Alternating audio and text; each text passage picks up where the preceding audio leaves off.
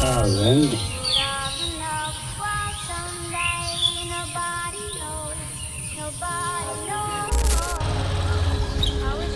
No.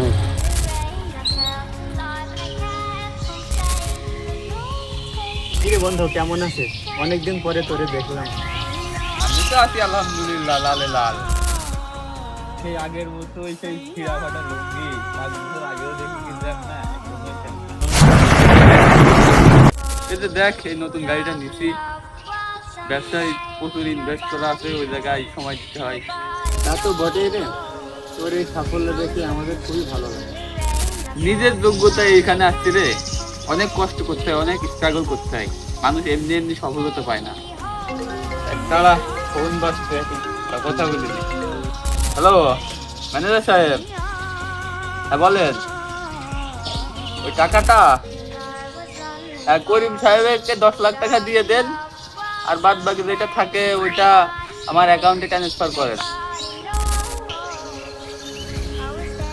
আচ্ছা বন্ধু, তোর কি মনে আছে 5 বছর আগে কি অবস্থায় ছিলি? তুই যখন প্রথম ঢাকায় ইন্টারভিউ দিতে যাবি, তখন তোর কাছে ঢাকায় যাওয়ার মতো ভাড়াটাও ছিল না, মনে আছে তোর?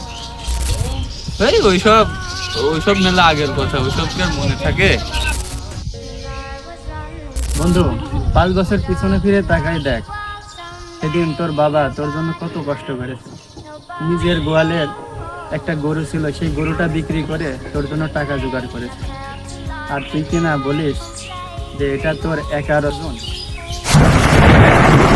আমরা যখন বড় হয়ে যাই না দোস্ত, তখন আমাদের এই বড় হয়ে ওঠার পিছনে যে নায়কগুলো থাকে না, আমরা তাদেরকেই ভুলে যাই।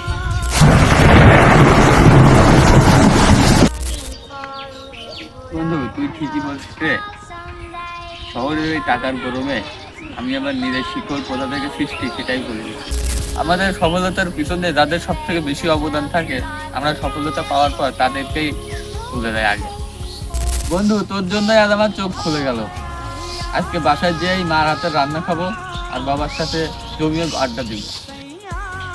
ধুর পাগল, ওসব মনে করে কি আর লাভ আছে?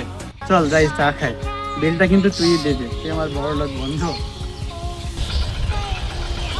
হ্যাঁ ভাই, আমাদের সফলতার পিছনে যাদের সব থেকে বেশি অবদান থাকে, দিন শেষে আমরা তাদেরকে আগে ভুলে যাই। কিন্তু প্রকৃতপক্ষে আমাদের সফলতার আসল ভাগিদার হলো তারাই।